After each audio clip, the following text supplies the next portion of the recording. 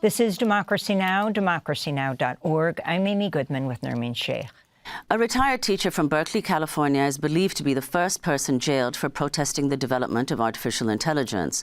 69-year-old Wynd Kaufmyn and other members of the group StopAI chained and locked the front doors of OpenAI's headquarters in San Francisco during a sit-in protest in February of last year. She was convicted in June of interfering with the business and other charges. Wynd Kaufmyn previously taught engineering for 40 years at City College of San Francisco. She's now serving a 2-week jail sentence. Democracy Now! Spoke to Wynd Kaufmyn from jail on Wednesday. The audio is a little hard to hear. Hi, my name is Wynd Kaufmyn, and I'm speaking from San Francisco County Jail. I'm serving a sentence for blocking the doors of Sam Altman's OpenAI. I did this with other members of our organization, StopAI, to protest the race that these tech companies are making to AI systems that will eventually take control and ultimately may kill all of us. This is something the world needs to be aware of. We already know about the current dangers, that it's fueled the genocide in Gaza. Israel used some of their systems, like one of them is called Where's Daddy, where they would hunt down Palestinians in their homes and kill them with their families. This technology is fueling a dystopian level of surveillance. It's fueling a fascist state. It's going to take all of our jobs. It's already taken many of them. It's causing suicides, homicides, and mass shootings. This needs to stop. The tech CEOs know all of this. They know that what they're doing is a risk to all of humanity, and they're doing it anyway because they don't care. They don't care about us. They only care about the fact that they think they're going to be uploaded and made immortal. We need to educate ourselves and understand who these people are and what they're doing and stop them. That was activist, professor, engineer Wynd Kaufmyn, believed to be the first person jailed for protesting the development of artificial intelligence, speaking from San Francisco County Jail. For more on the existential threats posed by artificial intelligence, by AI, and what can be done, we're joined by Leahy, an expert on AI risk, and the U.S. Executive Director of ControlAI, an advocacy group focused on educating lawmakers and their staff. He is also known for reverse engineering OpenAI's ChatGPT-2 model in 2019. He did this in his college dorm room. Connor, thanks so much for being with us. We have to start there because it is so intriguing. Explain what you did in 2019. And in order for people to understand this whole discussion, if you can also always explain terms like what artificial superintelligence is, etc. But what did you do in college? Well, I did a lot of things in college, but as the story goes, I've been involved with AI for a very long time. Ever since I was a teenager, I was thinking, how can I make the world a better place? How can I solve the most problems, cure diseases, stuff like this? And well, I reasoned when I was a teenager that, well, if I could just figure out intelligence, then I could automate science, and then I could just cure all the diseases. How hard can that be? I pretty quickly realized that if you could build something so powerful that it could, hypothetically cure all diseases, whatever that means, that's a very dangerous thing. That's a very, very powerful thing. How would you even control something like that? How would you make sure that we use such technology responsibly, or that such technology would not take over instead of us? And so I dedicated my career to solving this problem. Back in the day, I thought we still had quite a bit of time until this would become an issue. But in 2019, a company known as OpenAI released a system known as GPT-2. And this was the first system that, by today's standard, it's kind of cute, could kind of put together a couple sentences, maybe a couple paragraphs. But what was so shocking is that it could learn general purpose things from just raw data. It's very important to understand that AI is very different from traditional software. Traditional software is written line by line with code by an engineer, someone like me, where you tell the computer exactly what to do step by step. This is not how AI works. AI is more like grown rather than written.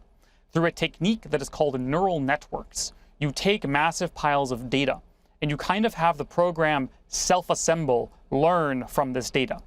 And what comes out on the other side is kind of billions and billions and billions of numbers.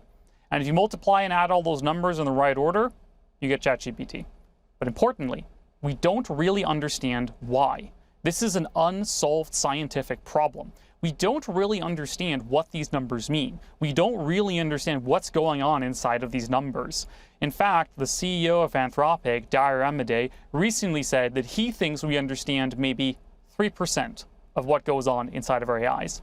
So back in 2019, when I realized that AI was coming sooner than I expected, my first instinct was, well, maybe if I build it myself, I can help understand it. And so, pulling together all the little knowledge I had to build such an AI system myself, I quickly realized that even though I was able to build such an AI system, I was not able to understand it. So, Connor, if you could explain, you've warned that artificial superintelligence, and we'd like you to explain what that is a weapon that destroys its creators as well. And then tell us a little bit about what researchers have said, namely that when infected AI agents cluster together, they develop a, quote, strange language. Explain what that means. First, why don't we begin with artificial superintelligence? What's very important to understand is the kind of risks that me and many experts warn of. For example, back in 2023, Nobel Prize-winning scientists, the CEOs of major tech companies, including Sam Altman, Dara Amadei, and many others, signed a one-sentence statement. This one-sentence statement said that the mitigation of the risk of extinction from AI should be a global priority, alongside other societal scale risks such as pandemics and nuclear war. The type of AI that this statement is warning about is what nowadays is called superintelligence. If you go to the websites of most of these major companies, such as Anthropic or OpenAI, you will see that the goal of these companies is not to build a chatbot.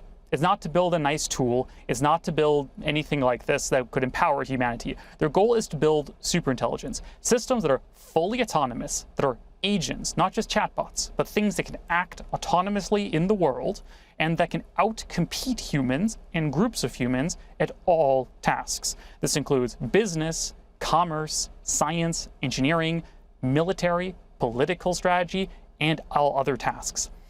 If such systems would be built, and as I've said, we don't understand or can control them, well, there would be not just one superintelligence, of course, because as it is software, it can be copied. So you would have millions or billions of systems running around, acting in the world in ways that can outcompete us at everything, in ways that we cannot control or understand. It's very hard to imagine that going well. These are the risks that me and other experts are so concerned about. So if you could say, Connor, this month Anthropic upgraded its misalignment risk rating from very low to low in its risk report, citing general increased uncertainty about model behavior. If you could explain what that means, and then also what does the general public need to know about artificial intelligence and how close we are to artificial superintelligence? A lot of these companies have various forms of risk assessment or levels or whatever. It is important to understand that all of this is marketing. None of these are based on real scientific evidence or any kind of backed, government-approved regime of any kind. This is all marketing terms that these companies mostly use to assuage the public about the risk at foot here. A couple weeks ago, we saw one of the first incidents of an AI system autonomously hacking out of a secure environment and attacking another company without human oversight. In fact, the story is actually worse than that. It turns out that it wasn't actually a single AI system that broke out of containment, but an entire swarm of AI systems that have been collaborating over multiple months without human detection within OpenAI's network to plot to escape and to do who knows what. Now, luckily, the damage that was caused here is very small. But as we build more and more powerful systems that are not aligned with human values and interests, because we don't know how to control these things even today. They're already doing many crazy things. A lot of this is downstream of what is called reinforcement learning. Modern AI systems are not just next word predictors. They are agents. They are systems that act in the environment, and they are trained by a method that is called reinforcement learning. This is very similar to kind of Pavlovian conditioning, where you'd have a dog and you have it do a trick, and you give it a give it a treat if it does well, or maybe a punishment, maybe it'll clap on the nose if it doesn't do well. There's a very similar thing that you would do with these AI systems. And what we've known since the 1980s is that systems trained using reinforcement learning become extremely sociopathic, extremely aggressive in their optimization, because the only thing they care about is achieving their goal. The only thing they care about is achieving this reward. And this is now leading more and more of these AI systems to have very, very ruthless behavior, doing things like committing federal crimes that, of course, their developers never intended. And in many ways, the developers don't know how to fix. They don't know how to stop these systems from doing that. This is why it is so important that we have gotten to the point that the government needs to intervene. This is becoming not just a commercial issue, but a national security issue. We are developing systems that are not tools, they are not weapons, they are adversaries. And if it continues at this pace, we will build systems that we will no longer be able to compete with, we will not be able to control, and that will be adversarial towards us. And I can't imagine that going well. You told the Washington Post we're expected pretty soon to hit the ability where an AI is good enough and a strong enough engineer that it can build the next generation of AIs. Can you explain what that means? And also, you say superintelligence should be criminalized. What does that mean? It is widely believed that one of the ways we could get to superintelligence very quickly is if we reach the point where we have an AI system that's as good at developing AI systems as our best engineers. Because then, well, you can have 1 million AIs in parallel, working 24/7, day and night, no breaks necessary to develop the next generation of AIs. And well, once you have the better AI, you can just tell it to build an even better AI, and then the even better AI can make an even better AI, and so on and so forth. This is sometimes called recursive self-improvement or automated R&D. And this is the explicit goal of many of these companies to achieve within the next couple of years or even months. And this can go potentially very quickly. The way I and others see it is that fundamentally, superintelligence is so dangerous that it is a national security risk and an international security risk. As such, the logical response to this is that we should criminalize the creation of superintelligence, the same way that it is illegal to build a nuclear bomb. If a private company were attempting to build a nuclear bomb, we would not allow this. Similarly, if a private company or a foreign adversary or anyone else were attempting to build a superintelligence, something that threatens the lives, not just of Americans, but people in all countries, then we should make it a top policy priority to prevent this from happening. Conor Leahy, we have 20 seconds. What did you tell Congress in your testimony? Basically exactly what I told you. I think it's very important to understand is that the number one bottleneck is awareness. Most people I talk to in Congress have not heard about these issues and are often very concerned. So the best thing that citizens can do is contact your lawmakers, inform them about these issues, tell them that you are concerned about this issue, and maybe tell them to talk to me. Thanks for watching Democracy Now! On YouTube. Subscribe to the channel and turn on notifications to make sure you never miss a video. And for more of our audience-supported journalism, go to democracynow.org, where you can download our news app, sign up for our newsletter, subscribe to the daily podcast, and so much more.